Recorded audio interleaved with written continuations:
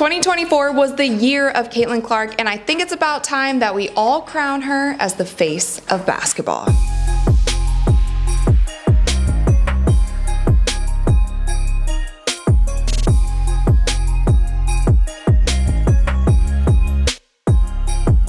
What's up, you guys? I'm Rachel DeMita, and welcome to the Courtside Club, and welcome to another day of the 12 days of Radmas. I hope that you guys are enjoying this series. After today's video, we will only have one video left of Radmas, but you guys have been amazing, and I'm also excited to see how much we earned on these videos because I will be donating 50% of the earnings to animal shelters in Texas. So obviously, you guys, any views, likes, comments, all of the things are greatly appreciated, and will also be going to a great cause. With all of that being said, as you can see, I'm still here in France. I'm in a new location in France. All of these videos I feel like have just been all around the world, but we are still here. We are making it happen. Thank you for bearing with me for Christmas Eve and Christmas. I didn't upload videos on those days. One, because we didn't have Wi-Fi. Our Wi-Fi cut out, so it was kind of impossible. Secondly, my parents were here also, and I just wanted to make sure that I was spending as much time with them as I possibly could and just enjoying the holiday. I hope that you guys had a wonderful Christmas also. Anyway, with all of that being said, you guys, I wanted to talk about Cailtin Clark and just review her year of 2024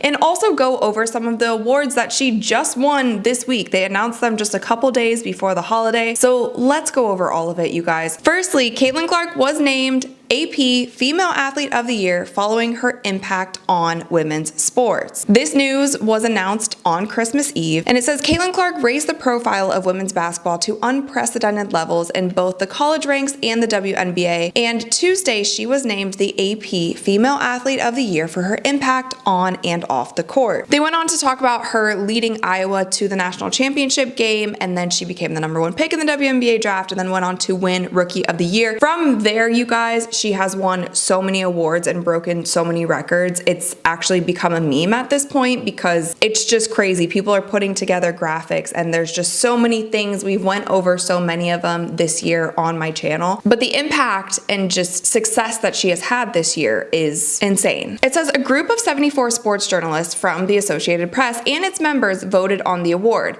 Clark received 35 votes. Olympic gymnast Simone Biles was second with 25, and boxer Iman Khalif was third, getting 4 votes. Clark is only the 4th women's basketball player to be honored as the Female Athlete of the Year since it was first presented in 1931, joining Sheryl Swoopes, Rebecca Lobo, and Candace Parker. What I thought was interesting is that Rebecca Lobo and Candace Parker both publicly congratulated Cailtin on winning this award, and of course the third person on this list did not. So there are arguments with her winning this award, and it was the same thing when she won the Time magazine award as to why is Cailtin Clark winning these awards when it was an Olympic year. There are other athletes who competed on a global stage. Cailtin Clark wasn't even invited to go to the Olympics. You guys know my thoughts on that. We've made videos about it. I'm not going to go into any of that today, but there are people arguing that maybe it should have been somebody like Simone Biles. Maybe it should have been someone like Sydney McLaughlin, who both, by the way, huge fans of both of them, both truly incredible athletes. But what I think a lot of people are missing when we talk about these global and national awards that Cailtin Clark is winning this year, when we talk about AP Female Athlete of the Year, when we talk about Time Magazine Athlete of the Year, when we talk about the next one that I'm going to name that she was also named this week, when we talk about these, it is more about her impact on the sport and how she elevated an entire sport. It's more about that and less about how she played on the court. Now, how she played on the court was also incredible, and like I said, she's broken so many records and the numbers speak for themselves. She also broke the scoring record when she was at Iowa, but it's also about the number of eyeballs, the kind of money that was drawn to the WNBA, the fact that the WNBA is now the #1 fastest growing brand in the world. It's things like that, that it's her accounting for 26% of total revenue in the WNBA. Those are the kinds of things that make it as to why she is winning these awards, even beyond if she just had an incredible season, but viewership stayed the same, or maybe only had a little bit of a, tiny bump in viewership, we wouldn't be having this conversation conversation. Call her the best basketball player in the world if you want. Say that there are many of players better than her if you want. Whatever it is, you cannot argue the fact that she captured the attention of people around the world. She captured the casual fan. And a lot of people, were saying the WNBA didn't need saved. The WNBA was doing great. The WNBA was growing. And while I will agree that the WNBA over the past few years has been growing, it is nothing, like nobody could have expected the kind of boom that they saw from Cailtin Clark. And I would also argue the boom that they saw in that national championship game when 18 million people tuned in to that game. That's more views than the NBA is getting in the finals. It also, to me, feels like I feel the tiniest bit of vindication because I have been screaming from the rooftops this entire season and I have been talking about Cailtin Clark a lot. It's more than I would normally talk about any athlete, but I am someone who was a women's basketball player, played in college, and I've told you guys this backstory many times. Like, this also means a lot to me and people like me because I have been one who has been in this space. I have been somebody who didn't see a future in playing professional basketball. That was something I never wanted to do because I didn't see a future in it. And so when you see somebody who comes along and is actually changing that for everyone, it's not only the women who are in the WNBA currently, it's everybody who is coming up. It's these kids who are going to her games. It's girls that are seeing oh, there's a league where I eventually could be making a lot of money. There are millions of people watching. The stands are full. That's a possibility. Being able to see that possibility.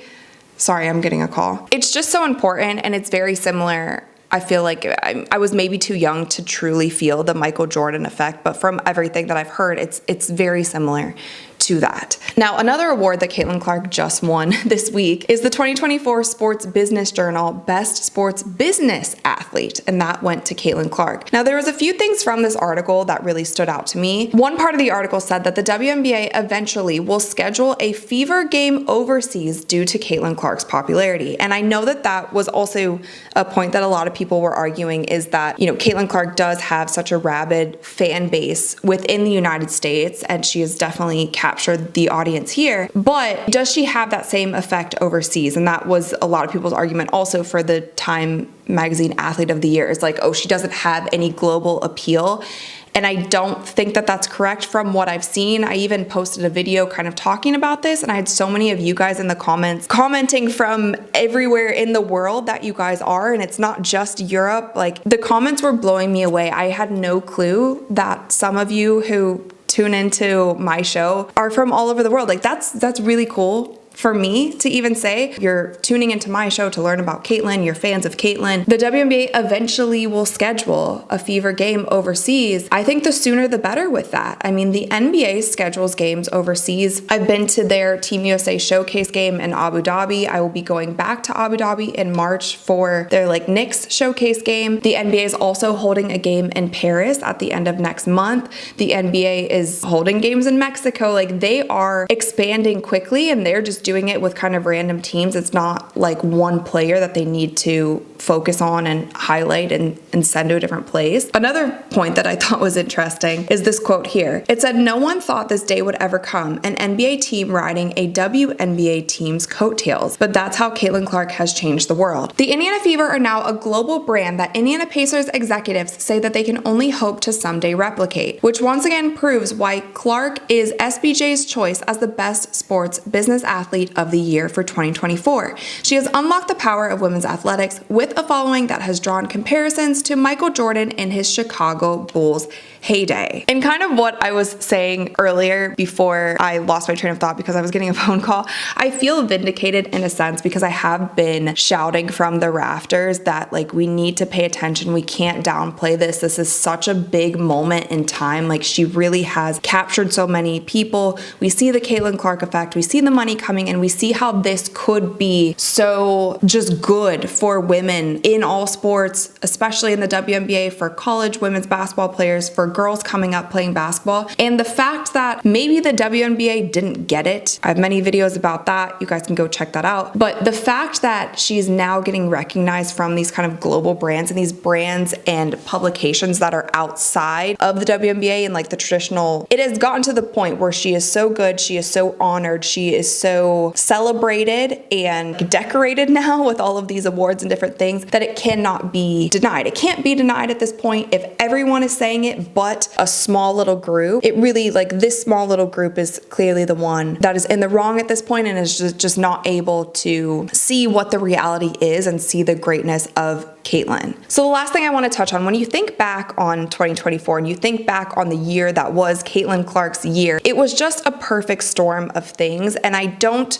personally think that this perfect storm will ever be replicated again, or it won't be replicated again in recent times. It was her firstly picking Iowa, a school that was never this huge powerhouse in basketball. It was a place where she could dominate. It was a place where she already had homegrown fans built in. It was a place where she was able to elevate an entire program of basketball. It was first, that was the best decision she could have made. I know that Gino and UConn passed on Caitlin Clark, and I think that that was like the biggest blessing in disguise for her, because I think, say Caitlin Clark went to UConn or went to one of these bigger powerhouse schools, South Carolina, one of those, I'm not sure. I would almost bet money that we wouldn't have this thing happen, this moment in time happen in women's basketball.